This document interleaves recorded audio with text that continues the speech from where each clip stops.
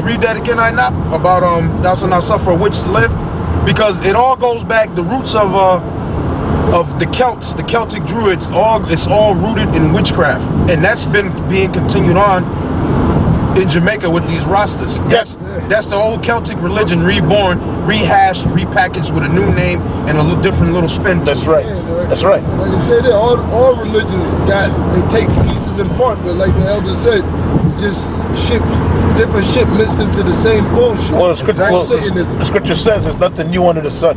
Yep, get that too. Get that too. Got it. So read that right Exodus 22:18. Thou shalt not suffer a witch to live. Right, the scriptures say thou shalt not suffer a witch to live. So again, just repeating, that's why in Jamaica, when people seen the motherfuckers, they ran them up into the hills. Yeah, and then they'll be out there. Matter of fact, there's a movie to watch. I mean, it's a comedy, but the point is still in it. There's a movie called Club Paradise with Robin Williams. It came out in the mid-'80s. And they had a scene in the movie where these two white guys, they wanted to buy some weed, but they were in the island, so they didn't know where to go get the weed from, because these chicks that they met, they said, look, we'll get with you guys, but you got to get us some grass. So they found this Jamaican cab driver to find them a place where they get weed from. So the cab driver took them to this Rasta camp, and you had them damn dreadlocks in there beating on the drums, and they jumping around and chanting, which is that's like witchcraft chant. Right. I live in that, and they're beating that Nyabingi drum. It just sounds demonic, man. Right. And then they're jumping around, they're smoking the weed, they're jumping around and chatting. So the white boys, they started jumping around with them because they're trying to get the weed, you know. So they asked the Jamaican dude, like, yo, how long you guys do this for? Sometimes one day, sometimes for a whole month. Because you're a bunch of demons, man. Right. That's the same thing them Celtic Druids were doing. Showing any of you niggas that call yourself a Rasta now, guess what? You was a Celtic Druid in the past. That was you. Yep. And those were the snakes that St. Patrick kicked out of Ireland. Yeah, it was you Rastas. Was them Celtic Druids, or we call them today, you fucking Rastas, because Jake was ruling all in that region back at that time. In the 5th, the 3rd, the 4th, the 5th century, the 6th, the 7th, the 8th century, 9th century, Jake had Europe on lockdown. Europe was all locked down by Negroes. That's right. Okay, all of Europe. So St. Patty of Ireland, well, that's what they call him, a black man went in there and casted them snakes out, those snake worshiping Druids. Hey, by the way, which were niggas. Yeah. And by the way, for a little tidbit, you know that name Patrick? That's a popular name in the West Indies. Yep. Yeah. I got two uncles named on either side of my family named Patrick. There's a lot of Jamaican Patricks. There's a lot of Patricks from the other islands. Yep. That ain't no coincidence, man. And Patrick is another way of saying father, because the word Patrick goes back to the word paternal, which goes back to the father, the paternal parent. Oh, that's why, again, paternity test is to establish who is the paternal parent or the father of the baby. The father or the baby. Hey, brother, we speak Irish today, man. Hey, brother, showing you them the Irish. They were niggas, man. Yeah, all the way. All the way. They were niggas. They were niggers all the way. That's right. The father of the baby is Patrick. Go ahead, brother. Ecclesiastes 1:9. His name that has been, it is that which shall be. Go on. Go ahead. The thing that has been is that which shall be. See, that's why we talking about St. Patrick, but really, it's really focusing on the Celtic Druid religion. Now, they were back then. What were the Celts known for? And even still to this day, they were taking the children and sacrificing them. And Stonehenge over there in Ireland was one of the main sacrificial spots used, and in the woods also. And the Druids would go to people's houses, knock on the door, and they would really literally ask for your child so they can sacrifice the child. That's where you get the term trick or treat. So either you give them the child, or then they perform a trick on your house. They put up a hexagram and basically try to conjure up a demon to invade your house and fuck you up, or just come up in your shit and take what the fuck they want. That's really what that all goes back to, and that's where you get the roots of Halloween, which is also known as Samhain, which basically means summer's end. It's a harvest festival to celebrate what's known as the autumn equinox, which is autumn coming. So now this is the last harvest of the year, which is in autumn when the leaves fall off the tree. So the autumn equinox was celebrated, and it was basically a harvest festival. So that's also what Halloween is known, and Halloween is also known as the witch's Sabbath. And that's why midnight is known as the witching hour, because at midnight, especially on All Hallows Eve or Halloween, there was a child being sacrificed. And the proof of that, if you think I'm bullshitting, if you get into the movie series called Halloween, you had Halloween 1, Halloween 2. Halloween 1, Michael Myers comes in, he's killing motherfuckers.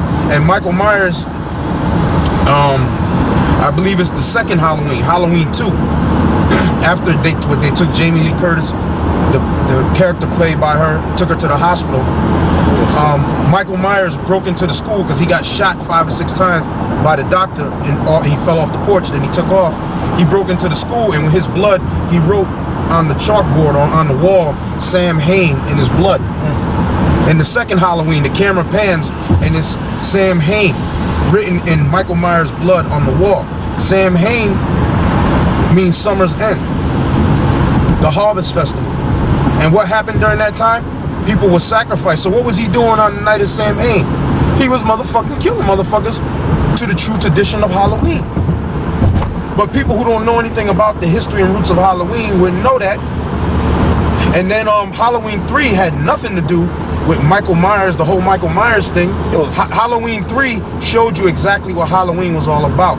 The sacrifice of children. And the company was known as Silver Shamrock. And they kept playing the jingle through the movie. 10 more days to Halloween, Halloween, Halloween. 10 more days to Halloween, Silver Shamrock.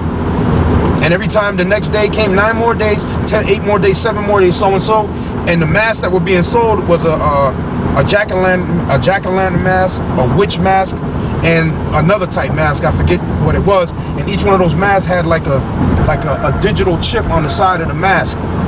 So on Halloween night, the owner of the Silver Shamrock company that manufactured those masks, they were going to send out a signal through the TV that would trigger that chip in there to basically fry your head while you were wearing that mask and kill you. So, because that's what Halloween was all about. Then the principal character in the movie, when he met up with the owner of Silver Shamrock, an Irishman, a Celt, really he was a Celt. He was one of them Druids that came to America and made money off of Halloween. The same thing they were doing back in Ireland. So he had to be a descendant of niggas, even though he looked like a so-called white man, because the original Druids were niggas. So now, in the movie, he said, look, he said when we celebrated, he said to him, when we celebrated Samhain, because Samhain was another way of saying Sam Hain. He said, back in Ireland, when we celebrated Samhain, the hills of Ireland would be full of the blood of children and the blood of animals. That was in the movie Halloween 3, Season of the Witch. So that's what he said to him in the movie, because I remember watching it, and then I watched it 3 or 4 more times after that, like that part I kept rewinding it. And you can go watch it if you think I'm bullshitting what I'm saying. You don't have to believe nothing we say on this show. Go and research it for yourself. Okay, brother, hit that scripture. Now another one for you. This is Isaiah 47:9. But these 2 things shall come to thee in a moment and in one day. The loss of children and widowhood. They shall come upon thee in their perfection, for the multitude of thy sorceries, for the great abundance of thine enchantments. Right. Look at that. The loss of children, widowhood, for the multitude of thy sorceries and thine enchantments, which is what? Witchcraft. Witchcraft. So really, that's what Halloween or All Hallows Eve or Samhain or Samhain is all about. murdering and sacrificing children. What does that go back to? Goes back to Baal worship, where the Lord told the children of Israel, you ain't supposed to take your children and pass them through the fire. That ain't nothing but going back to Baal worship. It's just called another name, Druidism, or the Celtic Druids. That's what it really traditionally goes back to. That's why the brother read Ecclesiastes 1 and 9. There's no new thing under the sun. That which is hath already been, and that which shall be hath already been done. So there is no new thing under the sun. Yep, and I say this, when you go through the history of Israel, when you read Chronicles and Kings, different rulership and kings of Israel, it was always certain cases where Israel was worshiping Balaam or Satan, and the king put out a decree to kill him. So there's nothing new. You got Israelites of the Most High, and then you got the rest of you niggas, which are Israelites, but you're wicked as hell. 2/3. Matter of fact, there's two scriptures, like I can't, man, sometimes my mind be fucking lapsing on it. I think there's one in Jeremiah 32. Check 32 and 2 or 32 and 9, and then I think in the same book, like think either the 51st or 52nd chapter, I think in the very beginning, first or second verse, it speaks something about Israel worshiping Baal or Baalim or something like that. Oh, I got something for you. All right. This is Jeremiah 2 and 21 through 23. It said, yet I had planted thee a noble vine, wholly a right seed. How then art thou turned into a degenerate plant of a strange vine unto me? For though thou hast washed thee with nitrate and take thee much soap, yet thy iniquity is marked before me, saith the Lord. Right. Yeah, though hey, the Most High, we were cleaned up, so to speak, but guess what? Israel was dirty as hell in the sight of the Most High because of all the iniquity that they were doing. So just because you know, you cleaned up and look nice up on the outside, you could be the dirtiest motherfucker on the planet Earth. Hey, if I can say this, like Yahweh Shai said, we talked about the wicked Pharisees and Sadducees and so on and so on. He said outside, he said they're clean like a sepulcher, but inside they're dead men's bones. Right. Yeah, you look at half of the niggas, and I say bluntly, niggas in spics that's gonna get up tomorrow morning, they put on their finest outfit. Outwardly they look clean, but inwardly they're dirty and filthy because that temple or that church they're going to is the house of Satan or Balaam. Right, that church they're going to is nothing more than a reconstruction of the Druids in the forest, because those churches got groves in them. They are concrete reconstruction of the forest, and the branches overlapping in the forest, which makes up the groves. Yep. That's all these churches are modern day groves. They're stone groves. Okay? That's what these churches are, stone groves. You got something? This is Proverbs 30 and 12. There's a generation that are pure in their own eyes, yet is not washed from their filthiness. Right. You're pure in your own eyes. You know, you look good. You understand what I'm saying? So you might see some of us, and you look at us, you see me, I got an afro, beard. This brother got an afro, he got a beard. This brother got a beard. And you look at us because we ain't lined up and look clean cut. So you niggas dirty. You look dirty. Yeah. Yeah, and also too, that also goes into your philosophies that you're into too. Yep. You might be into the Rastafarianism. You might be into voodoo. Yep. You might be into the Roman Catholic Church. You might be into Muslim, and you thinking what you into is pure. Right. You think you really believe in your mind that the Lord is dealing with you. That's right. And He's not. Nope. You know. And you look at us like, you niggas are dirty, man. Yeah. But then within, the scriptures say, though the outward man perish, the inner man is renewed day by day. Yep. So within, I'm not saying, because I hope the Most High takes me and grants me that that pass, grants me that pass, that salvation to get the hell out of here. Yep. So I don't know if I'm gonna make it. But it's not about the outward appearance, it's about the inner man. And the statement the elder made is being humble, because the scripture said the Lord Love is the humble, but resisteth the proud.